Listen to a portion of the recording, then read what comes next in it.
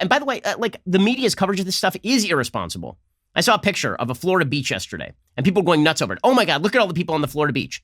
The picture was a lot of people on the beach, all of them 6 feet away from each other. That's not dangerous, folks. Okay, it isn't. The number of people who have actually obtained this in China from being in outdoor spaces, according to one study, was 2. And it's 2 people who are standing right next to each other and talking for like 20 minutes. Okay, we're seeing the sort of petty tyranny being crammed down on Americans at an increasingly rapid rate. So Bill de Blasio is a perfect example of this, the idiot mayor of New York, who, by the way, I love that he was ripping the federal government and Trump while he was telling people they should go out and celebrate their lives in New York, didn't order a shutdown order in New York until nearly the end of March, and then says we shouldn't look backward. Now Bill de Blasio is telling you to inform on your parents, Stasi style, if they are not socially distancing. I don't even know what this means. Like you see 2 people and they walk 3 feet apart and you're supposed to send a picture to Bill de Blasio? If you're talking about people who are violating shutdown orders, how about Bill de Blasio hiking in the park with his wife, which is apparently a thing he's been doing? Here's the mayor of New York going full Stalin. We still know there's some people who need to get the message. And that means sometimes making sure the enforcement is there to educate people and make clear we got to have social distancing. So now it is easier than ever when you see a crowd, when you see a line that's not distanced, when you see a supermarket that's too crowded, anything, you can report it right away so we can get help there to fix the problem. And now it's as simple as taking a photo. All you got to do is take the photo and put the location with it, and bang, send a photo like this, and we will make sure that enforcement comes right away. Is he high? Like, are these people high? What? Really? How's that going to be effective? How's it going to be effective? You think the stores have an interest in people not socially distancing? And if you see somebody who's talking with somebody and you call the cops on them, you think that the cop, like how many cops are there in New York City? Half the force is out because they've got coronavirus. What the hell is he talking about? Okay, that wasn't even the worst example of local idiocy over the weekend. There was a bunch of it in LA. So I was driving around as I want to do with my children, because as a normal human being, I like to put my children in the car and show them there is a broader world than just the roof of our house. So we get in our car and we drive over to a city that's not insane, Burbank. Okay, Burbank is a city that does not have the LA city government. This is why the Valley should have seceded from the city long ago in LA.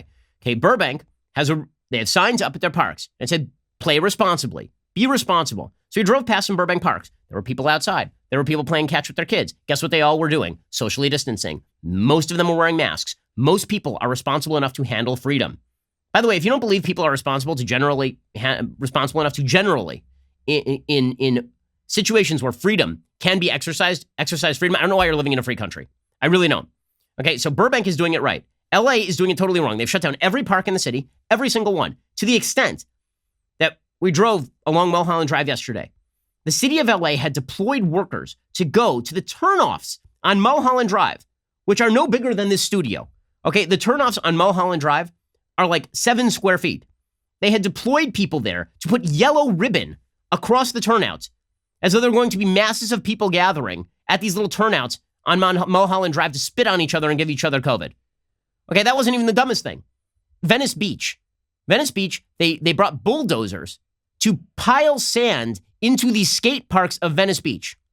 Now, as you can see, this tape is taken during the day, right? This is early morning, pretty obviously, and they're piling giant piles of sand into the middle of the skate park, which presumably we're then going to have. It's great. It's a great government employment program. We dig holes and then we pay people to create the holes, and then we are going to pay these people to clean up the holes in 5 minutes. So they're piling sand there so that people will not be congregating and gathering there. When, of course, people, is there like great evidence that there are lots of people? Are you seeing tons of people there? Like you can see in the video, there's no one there. It's like 6 a.m. By the way, when people say, well, that's 6 a.m, there aren't that many people on Venice Beach at 6 a.m. If you ever go to Venice Beach, there are lots of people who are walking the walkway at virtually every time during a non-pandemic time. They filled in a freaking skate park with dirt because they don't trust you that much. This is wild. Okay, Gretchen Whitmer in Michigan is doing some of the same sort of stuff. She's prevented you from going to your second house. So if you have a house, like a lake house that's away from the city, she won't let you go from one house to the other. She's preventing you from buying gardening supplies, Gretchen Whitmer. And then Gretchen Whitmer suggested, no, I'm standing by these state lockdown policies. They're good. Now, she's got it pretty easy. She's apparently got a T-shirt maker who helps make T-shirts for her so that when she appears on Stephen Colbert, she can have her customized T-shirt just for Stephen Colbert. But she's willing to shut down everybody's life over in Michigan. Here she was on Meet the Press defending her policies. Do you have any regrets on any of the restrictions that you have put into place? I don't, and here's why. You know, Michigan right now has the third highest number of deaths from COVID-19, and yet we're the 10th largest state. We have a disproportionate problem in the state of Michigan, and so we could take the same kinds of actions other states have, but it doesn't rise to the challenge we're confronting, and that's precisely why we have to take a more aggressive stand. It's working. We are seeing the curve start to flatten.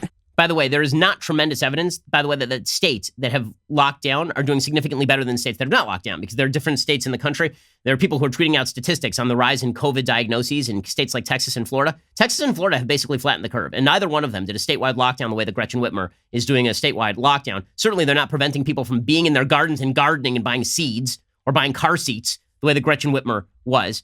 And then Gretchen Whitmer, she's just awful.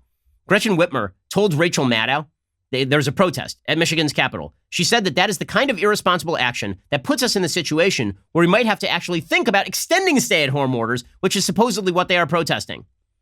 So, in other words, if you protest, little kids, we are going to force you to stay in your houses even longer. Do you get the feeling that some of these local officials are enjoying this power a little bit too much? That petty authoritarians like to be petty authoritarians?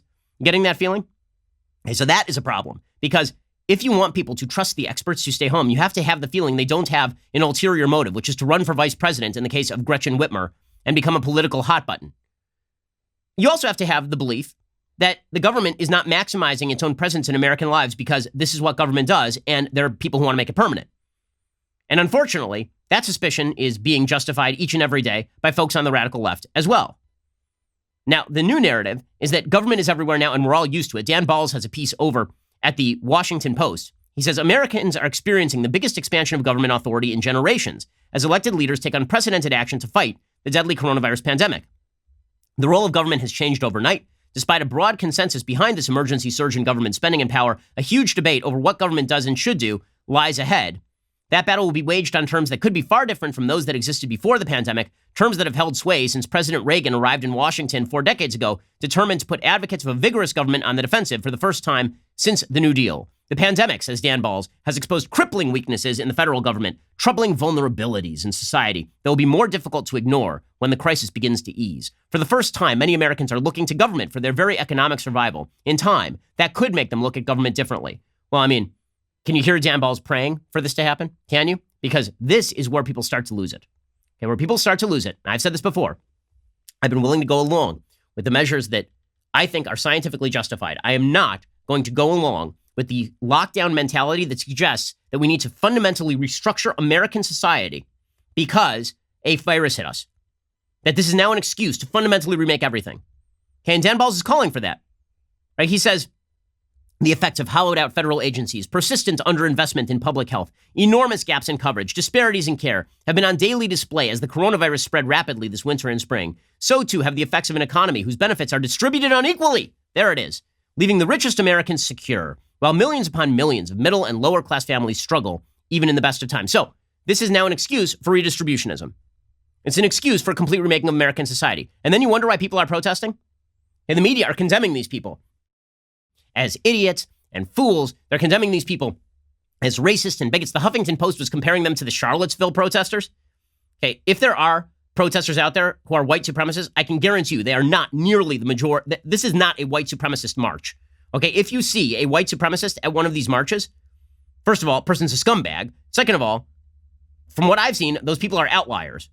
Okay, I've not been seeing huge swaths of white supremacists on these lawns. I'm seeing a lot of citizens who own small businesses and want to go back to work. And to compare them to the Charlottesville protesters, as the Huffington Post did today, is truly a radical move. And then you wonder why people are like, okay, so I feel like you are using this here. I feel like you're using this politically.